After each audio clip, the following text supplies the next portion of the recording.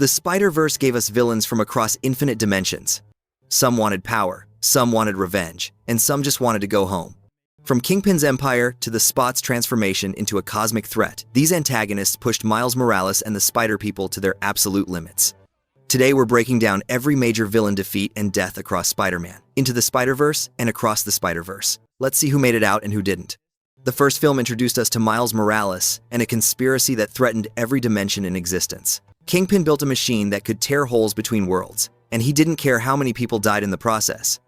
Let's talk about everyone who tried to stop Miles from becoming the hero he was meant to be. Norman Osborn, the Green Goblin, but not the version you know from other universes. This goblin was pure nightmare fuel, more monster than man, hulking, terrifying, working directly for Kingpin as his enforcer. During the film's opening, blonde Peter Parker, the original Spider-Man of Miles' dimension, infiltrates Kingpin's collider to shut it down and destroy the data. Green Goblin confronts him in the collider chamber. The fight is brutal. Peter's outmatched against this massive creature. But during their fight, the collider malfunctions. The machine's energy goes haywire, destabilizing everything around them. Green Goblin gets caught in the dimensional energy. The collider pulls him apart at a molecular level, disintegrating him completely. He doesn't just die, he's erased. He's consumed and disintegrated by the collider's energy. It's quick, brutal, and permanent. The first villain defeated by the very machine he was protecting, killed by Kingpin's own creation. Aaron Davis, Miles' uncle, his mentor, the coolest person Miles knew.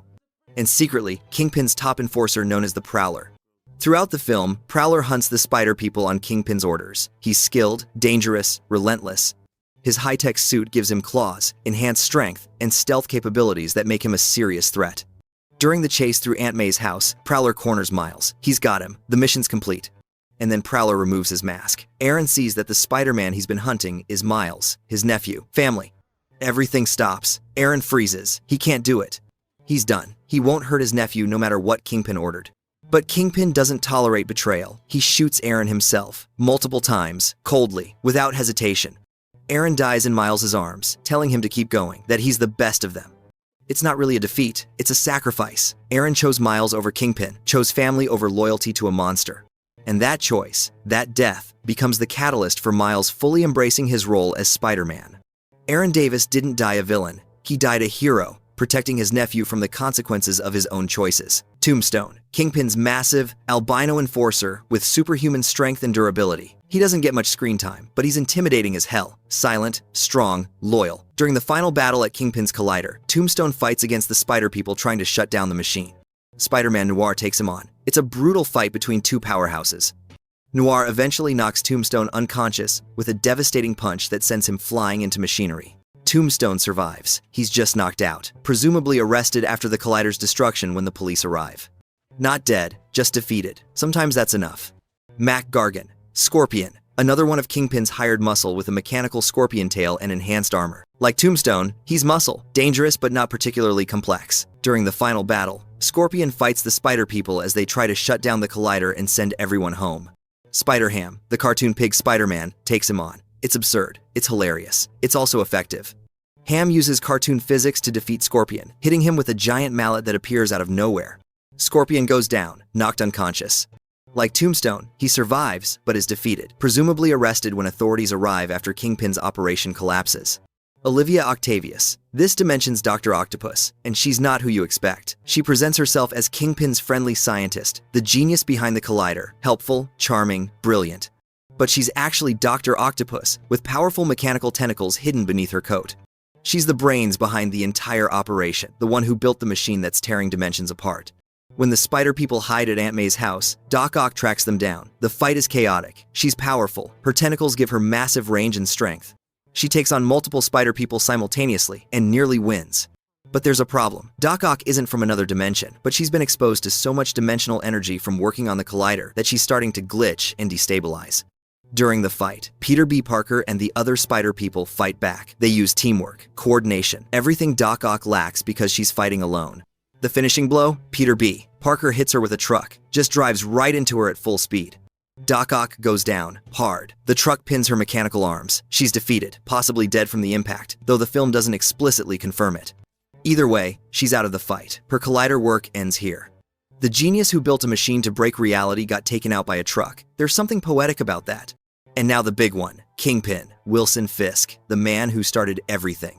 This isn't your typical Kingpin. He's massive, wider than he is tall, a walking wall of muscle and rage. His motivation? Grief. His wife and son died in a car accident while trying to escape from him after witnessing his violence as Kingpin. They saw what he really was, a monster, and they died running from him. So Kingpin built the Collider to reach alternate dimensions and find versions of his family who would stay, who wouldn't run, who would love him despite what he is. He doesn't care that the Collider could destroy everything, doesn't care how many people die, he just wants his family back. And he's willing to kill anyone who gets in his way, including the original Spider-Man of Miles' dimension. When Blonde Peter tries to stop the Collider, Kingpin beats him brutally and kills him, crushes him with his bare hands while Miles watches from the shadows. It's the inciting incident, the moment that sets everything in motion. During the final battle, the Spider People shut down the Collider and send everyone home to their proper dimensions. But Kingpin refuses to let it end. He tries to restart the machine, tries to force it to work despite the catastrophic damage it's causing. Miles finally steps up, fully embraces being Spider-Man, and confronts Kingpin directly. The fight is brutal. Kingpin is massive and powerful, but Miles is faster, smarter, using his Venom Strike and invisibility. And then something happens. Another dimension opens briefly. Kingpin sees his wife and son from an alternate universe. They see him, see what he's doing, see the monster he's become, and they're terrified. They run, just like his original family did. Because no matter what dimension they're from, they'll always run from Wilson Fisk when they see who he really is. That breaks him, the realization that he can never have them back, that every version of his family will always fear him. Miles takes advantage of Kingpin's distraction and hits him with a massive Venom Strike that sends him flying into the Collider's machinery. Kingpin is defeated, broken, not just physically, but emotionally destroyed by the truth he can never escape. The police arrive and arrest him. He's going to prison for murder, conspiracy, and crimes against reality itself. Wilson Fisk survives, but he's lost everything: his empire, his freedom, his family, and any hope of ever getting them back. Sometimes survival is the worst punishment. The second film expanded everything: more Spider People, more dimensions, more threats, and villains with very different goals than Kingpin's selfish grief. Dr. Jonathan Owen, a scientist who worked at Alchemax on the Collider project.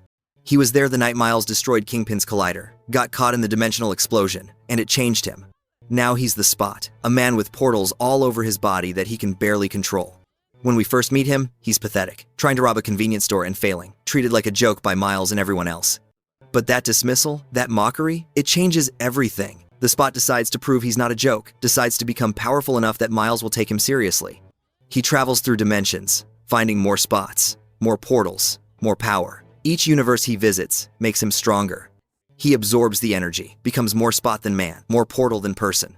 By the end of his journey, the Spot has transformed into something terrifying, a being made almost entirely of portals, reality warping power on a cosmic scale. He's no longer a joke. He's become one of the most dangerous beings in the multiverse. And his goal? Destroy everything Miles loves, his family, his dimension, everything. Because Miles made him into this. Miles destroyed the Collider that created the Spot, and the Spot blames Miles for ruining his life. But here's the thing, the Spot doesn't get defeated in Across the Spider-Verse. He's still out there, still getting stronger, still planning his revenge. His story isn't finished. His defeat is coming in beyond the Spider-Verse. For now, the Spot wins. He escaped, he evolved, and he's coming back as the biggest threat Miles has ever faced. This isn't Adrian Toomes. This is a completely different Vulture from a Renaissance-era dimension. He's part human, part bird, part Leonardo da Vinci invention, a flying monster. He arrives as a multiversal anomaly, tearing through the Guggenheim Museum on Earth 6-5. Gwen jumps into action, but Vulture's ancient weaponry and massive wingspan make him unlike any version she's ever faced. Just when things get out of control, Jessica Drew and Miguel O'Hara arrive. Together, the three Spider heroes manage to overpower Vulture in a chaotic, dimension-bending fight.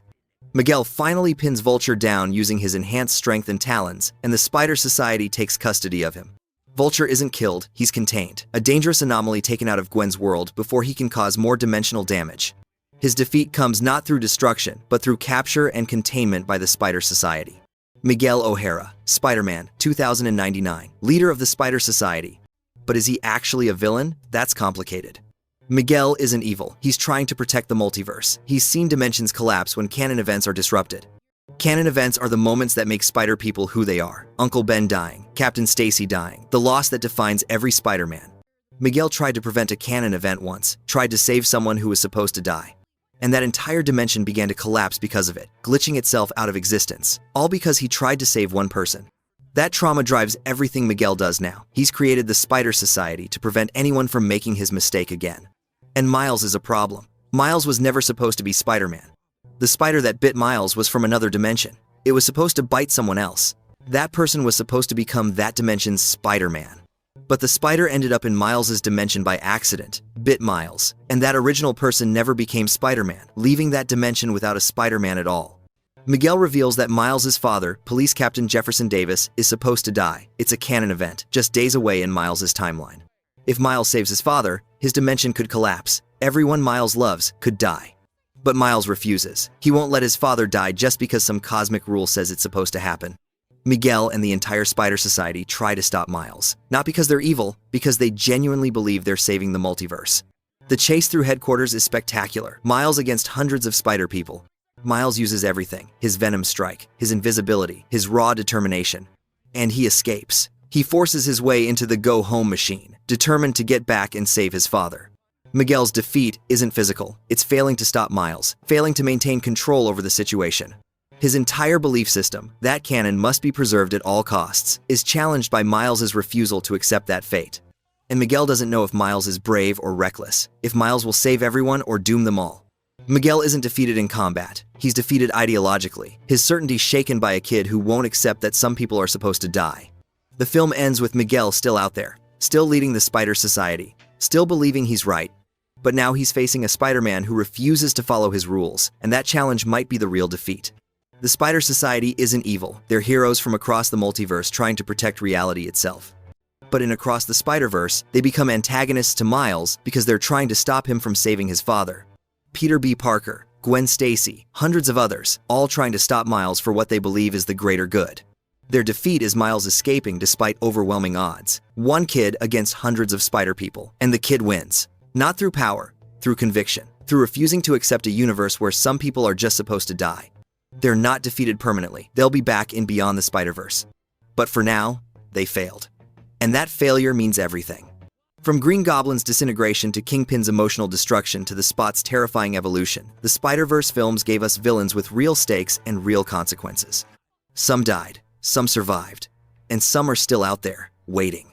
Green Goblin was erased by the collider he protected. Aaron Davis died protecting his nephew. Doc Ock got hit by a truck. Kingpin lost everything that mattered. And the Spot became something terrifying, something that won't stop until Miles and everything he loves is destroyed. Miguel learned that sometimes the right answer isn't about following rules. Sometimes it's about choosing to fight for what matters, even when the universe says you should let go. Every villain in this franchise taught Miles something about responsibility, about sacrifice, about the cost of being a hero. But Miles taught them something too, that sometimes canon is wrong, that sometimes you fight fate itself. And Beyond the Spider-Verse will show us if Miles was right. If you can save everyone, if you can be Spider-Man without losing the people you love, let us know in the comments which villain defeat hit the hardest. Was it Aaron's sacrifice, Kingpin's heartbreak, or the Spot's transformation from joke to cosmic threat? And who do you think will survive Beyond the Spider-Verse? Hit that subscribe button for more breakdowns and analysis. But most importantly, stay swinging.